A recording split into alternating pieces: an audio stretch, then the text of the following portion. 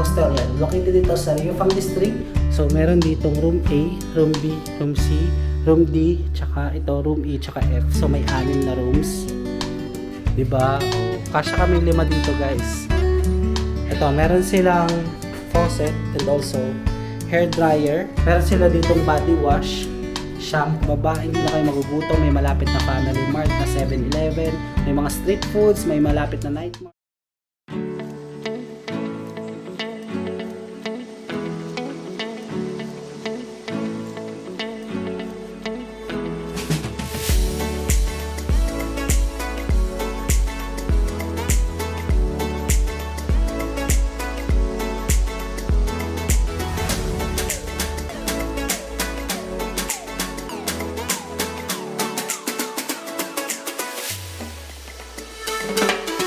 Hello everyone, good evening. This is Lost Furukawa and welcome back again to another Taipei vlog. And for today's vlog guys, this is our last vlog here in Taipei, Taiwan. Kasi tayo ay uuwi na ulit sa Manila. So by the way guys, bago pa lang lahat, subscribe mo na sa channel ko. Tulungan mo na ma-reach ang 10k subscribers para makapag-giveaway tayo ng GoPro Hero camera. And para sa mga bago nga pala sa channel ko, ako nga pala isang travel vlogger and gumagawa ko ng mga travel guides, both local or international. Kaya sa mga hindi pa nakasubscribe, subscribe na. So by the way guys, kung tataka kayo, bakit nandito ako sa medyo madilim? Kasi guys, nandito na ako sa hotel. So i-vlog ko saglit itong hotel. So gagawa tayo ng quick hotel and room tour dito sa Taipei, Taiwan. Actually, hindi siya sa Taipei kasi located dito sa Rio Fang District, which is malapit sa North Coast. So actually, North Coast na ito guys. Ang pangalan ng hotel na ito ay North Coast Hostel. So ayan, sa mga nagsisearch kung nasan nga ba yung North Coast Hostel, yan. Located dito sa Rio Fang District, dito sa North Coast, Taiwan. So New Taipei City din ito guys. So by the way guys, nandito ako sa kanilang hagdan. Ayan, kung makikita nyo naman, ito yung hagdan, pataas. And ito yung kanilang gate. So itong gate na to ay the password. So may isi-send naman yung owner na passkey para buksan itong gate. And also dito guys, pagka-akyat nyo, may mga room keys din. So kailangan nyo rin i-check sa owner kung ano nga ba yung room key number nyo para mabuksan nyo inyong room. So tara, libutin na natin to guys kasi kami nagmamadali na rin. Mamaya papunta na kami sa Rio Fang Station, going back to Taipei. Kasi tayo ay pabalik na rin sa airport. So medyo hassle na rin kami kasi medyo malayo talaga itong Rio Fang District. Kaya dapat ay alerto kayo sa mga train stations kung ano yung oras. And also, yun lang. Actually, yung matitip ko is be alert sa mga time ng train station and also sa type ng train na sasakyan nyo. Kasi guys, yung iba mabagal, yung iba naman mura, yung iba mahal, yung iba fixed price lang. So ayan, ang dami yung pwedeng tandaan dito sa North Coast Hostel, dito sa Rio Fang District, Taiwan. So ito yung pagkaakyat natin guys. Oh. So may mga CCTVs din naman sila dito, kaya safe kayo. So meron ditong room A, room B, room C, room D, tsaka ito room E, tsaka F. So may 6 na rooms. Ayan, tapos ito yung kanilang mini lobby or reception area. So, self-check-in lang kasi ito guys, kaya ayan. Meron ditong card payment, line pay, ayan, tapos may baso, initan ng tubig, tapos may plastic cups din. Tignan nyo yung kanilang design. Very Chinese talaga guys. Ayan, so, ito pa, yung kanilang design, oh. Tignan nyo, mga pa-welcome. Ayan, tapos ito yung kanilang mini reception area. Ayan, so dito kayo pwede mag-antay. Pakita niya sa kanila guys, ayun na. Pwede 4 na tao umupo, tsaka mag-chill lang dyan kung ano pwedeng gawin. Tapos may aircon din. Ayan, tapos ito yung kanilang cute calendar. So dito guys, ayan, dito tayo sa kanilang shower and toilet room.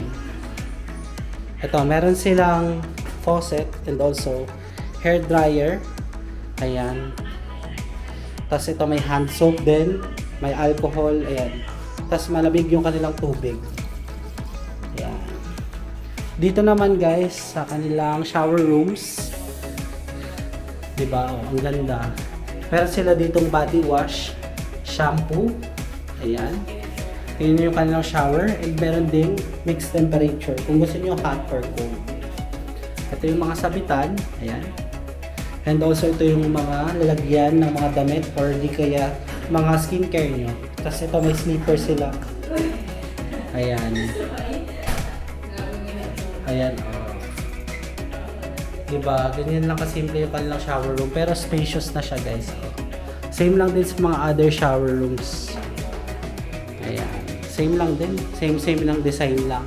So nagkakaiba lang guys dito sa kulay nitong tambakan ng skincare nyo.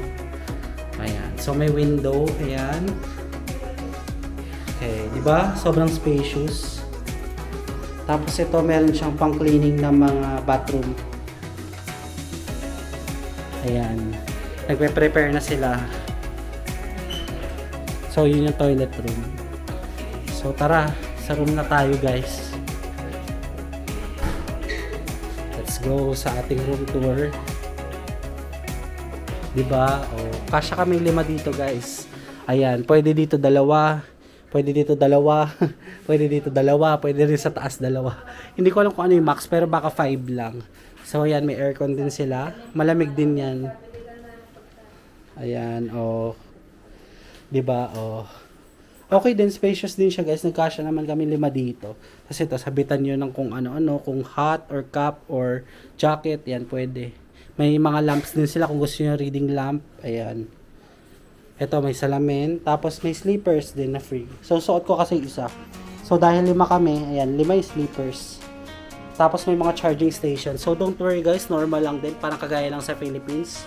Kaya no need na magdala ng mga adapters. Ayan, oh. Maraming saksakan. Ayan, actually yan na yung kabuuan, guys, oh.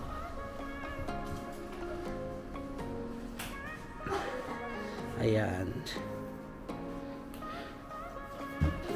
So, ayan, nagpe-prepare na sila. Paalis na kami. So, ilalak lang itong room and may wifi din sila dyan. Tapos, ang pag-lock ng room is by key lang din. Tapos, ilalagay yung key dito. Sorry.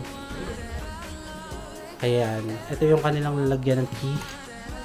Ayan. Tapos room A kami.